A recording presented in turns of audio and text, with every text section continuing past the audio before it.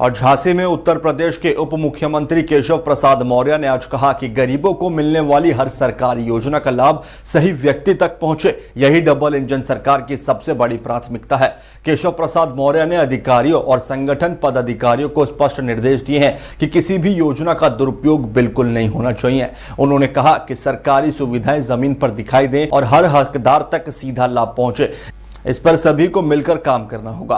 उप मुख्यमंत्री केशव प्रसाद मौर्य ने कहा कि हर योजना अंतिम व्यक्ति तक पहुंचे, इसके लिए निगरानी और कार्यशैली में पारदर्शिता बेहद जरूरी है। देखिए झांसी से हमारे सहयोगी देवेश प्रताप सिंह राठौड़ की खास खबर। को तलाशने और जो गरीब कल्याण की योजनाएं उनको गरीबों तक पहुंचाने, जो डबल इंजन सरकार की तमाम सारी योजनाएं माननीय प्रधानमंत्री श्री नरेंद्र मोदी जी के नेतृत्व वाली केंद्र सरकार और आदरणीय योगी आदित्यनाथ जी के नेतृत्व वाली प्रदेश सरकार, यह दोनों डबल इंजन सरकार बनकर के लगातार बुंदेलखंड के विकास पर फोकस कर रहे हैं। और हमें पूरा विश्वास है कि आने वाले समय में बुंदेलखंड जिस प्रकार से एनसीआर पूरा एक हब बना हुआ है उद्योग का, रोजगार का, विकास का, वैसे ही हमारा ये पूरा बुंदेलखंड उस दिशा में आगे बढ़ेगा। आज इस बात के लिए भी निर्देश दिया गया है कि हम लोग प्रदेश में 3 करोड़ महिलाओं को समूह के साथ जोड़ना चाहते हैं, जिसमें 1 करोड़ महिलाओं को लखपति दीदी बनाना चाहते हैं। हम लोगों का संकल्प है कि उत्तर प्रदेश के अंदर कोई भी परिवार ऐसा नहीं बचना चाहिए जिसके पास रहने का अपना घर ना हो, चाहे उसे प्रधानमंत्री आवास योजना से, चाहे मुख्यमंत्री आवास योजना से आच्छादित करने का काम किया जाए। कानून व्यवस्था चुस्त दुरुस्त रहे, ये हमारी प्राथमिकता है। इस समय मतदाता सूची के शुद्धिकरण का एक बड़ा अभियान उत्तर प्रदेश सहित देश के 12 राज्यों में चल रहा है। भारतीय जनता पार्टी चुनाव आयोग के द्वारा मतदाता सूची के शुद्धिकरण का जो अभियान चल रहा है उसका स्वागत समर्थन करते हुए अपनी पूरी ताकत के साथ इस कार्य में लगी हुई। मैं पूरे विश्वास से कह सकता हूं कि मतदाता सूची का शुद्धिकरण होने के बाद जो बूथ लूट करके चुनाव जीतते थे और चुनाव जीत करके सत्ता प्राप्त करके पूरे प्रदेश को लूटते थे, अब उनका युग खत्म होने वाला है। और मतदाता सूची के शुद्धिकरण के बाद हमें पूरा विश्वास है कि जो विकसित भारत और विकसित उत्तर प्रदेश 2047 का लक्ष्य है, इसको पूरा करने में निश्चित तौर से सफलता मिलेगी और गरीब भी अमीर होगा, किसान भी धनवान होगा, नौजवानों के रोजगार के व्यापक अवसर होंगे और महिलाओं का सशक्तिकरण होगा। मुझे अभी इस समय इस संबंध में एक कहना है, आप लोगों का किसी का कोई सवाल हो तो पूछ सकते हैं। एक जने बोल लो।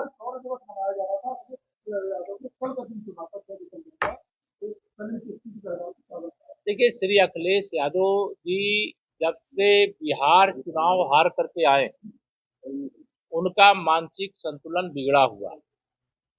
वह लगातार यह मान करके चल रहे थे कि 2024 के लोकसभा चुनाव में जो एक्सीडेंटल रूप से उनको कुछ सीटें भारतीय जनता पार्टी से ज्यादा मिल गई थी, उनको लगने लगा था कि वह उत्तर प्रदेश की सत्ता पर फिर से कब्जा कर लेंगे। मुंगेरी लाल के हसीन सपने देख रहे थे। बिहार में गए थे, उन्होंने वहां भाषण दिया कि अवध में हराए हैं और मगध में हराएंगे। लेकिन बिहार की जनता ने माननीय प्रधानमंत्री मोदी जी के नेतृत्व में, वहां के मुख्यमंत्री श्री नीतीश कुमार जी के नेतृत्व में, भारतीय जनता पार्टी के दोनों जो उप मुख्यमंत्री सम्राट चौधरी जी और विजय सिन्हा जी के नेतृत्व में इतना जबरदस्त समर्थन दिया कि उनकी नींद उड़ी हुई है। उनको यह समझ में आ गया है कि 2047 तक समाजवादी पार्टी के सत्ता तो छोड़िए, विपक्ष में भी बने रहने के लायक उनको समर्थन प्रदेश की जनता देगी कि नहीं देगी। इसके कारण से वो उल्टे सीधे काम लगातार कर रहे हैं, लेकिन समाजवादी पार्टी का भविष्य अंधकारमय है। आप देख लीजिए बिहार का रिजल्ट जिस दिन से आया है, इसको अन्यथा रूप में नहीं लेना चाहिए, लेकिन जब लोकसभा चुनाव ये जीते तो लाल टोपी वाले और सपा समर्थक जालीदार टोपी वाले चारों तरफ दिखाई देने लगे थे।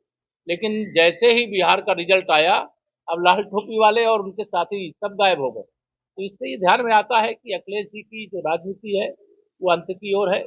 समाजवादी पार्टी का सूर्य अस्त होना है। एक व्यक्ति सवाल कर लो यार।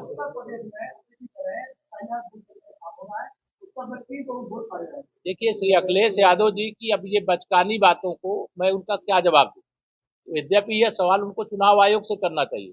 एसआईआर की प्रक्रिया अभी तो फार्म केवल ये जमा किया जा रहा है, कौन मतदाता है कौन नहीं है, कौन जीवित है कौन मृतक हो गया है, कौन जहां रहता था वहां रह रहा है, कौन वहां छोड़ करके चला गया है।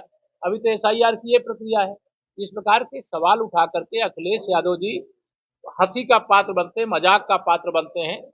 पहले पूरे विषय का अध्ययन कर ले और उसके बाद वह बोले।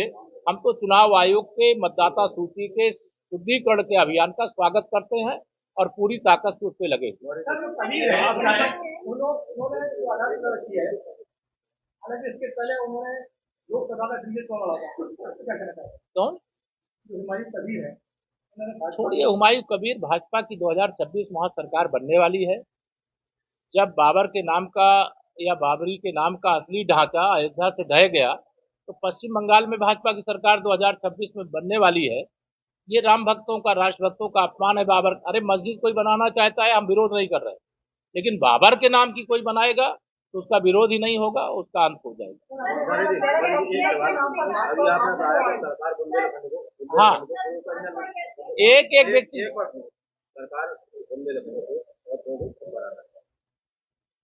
लेकिन क्या स्तर से हमारे सांसद ने बताया तो है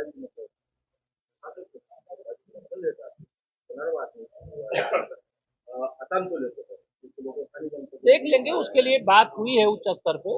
लेकिन हमारी डबल इंजन सरकार, हमारी सरकार का एक ही लक्ष्य है कि किसानों को कोई नुकसान नहीं होना चाहिए और बुंदेलखंड का विकास भी नहीं रुकना चाहिए। हाँ?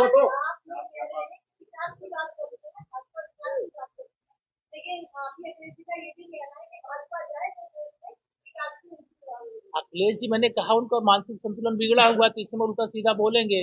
विकास क्या होता है 2014 के बाद देश ने देखा है, 2017 के बाद उत्तर प्रदेश ने देखा है और झांसी ने भी देखा है। 2017 के पहले बिजली आती नहीं थी, अब बिजली जाती नहीं है। अंतर ये है।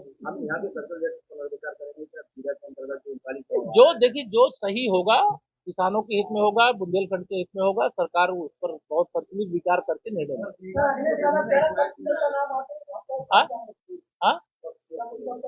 कब सिर्फ के जो दोषी होंगे वो बक्से नहीं जा रहे, सब पकड़े जा रहे हैं और पकड़े जाएंगे।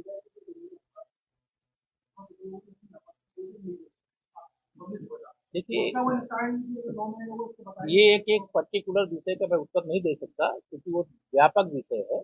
लेकिन हमारा ये प्रयास है कि किसान का नुकसान नहीं होना चाहिए और विकास प्रभावित नहीं होना चाहिए। जो निशाना साधते हैं वो लगातार निशाने पर है, क्योंकि भ्रष्टाचार, गुंडागर्दी, माफियागिरी किसी भी क्षेत्र की, ये समाजवादी पार्टी के नाम से पेटेंट है और इसकी जांच हो रही। जो पकड़े जाएंगे उनके खिलाफ कार्रवाई। धन्यवाद।